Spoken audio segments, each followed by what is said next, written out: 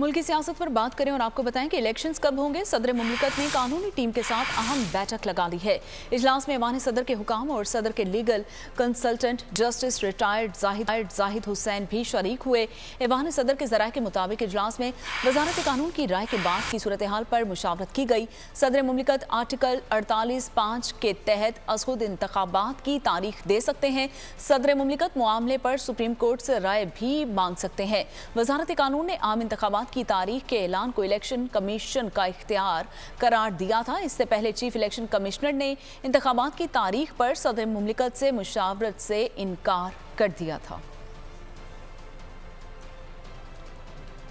Election commission के इंतखाबात के लिए सियासी जमातों से मुशावरत जारी है। काफ लीग ने हल्का बंदियों के बाद इंतखाबात की हिमायत कर दी। तहरीक लब्बैक ने 90 दिन में इंतखाबात का मुतालबा कर दिया। GDA का वफ्द आज इलेक्शन कमीशन से मुशावरत के लिए जाएगा।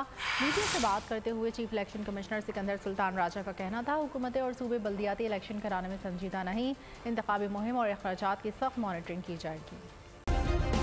सब्सक्राइब करें और बेल दबाएं ताकि कोई खबर रह न जाए।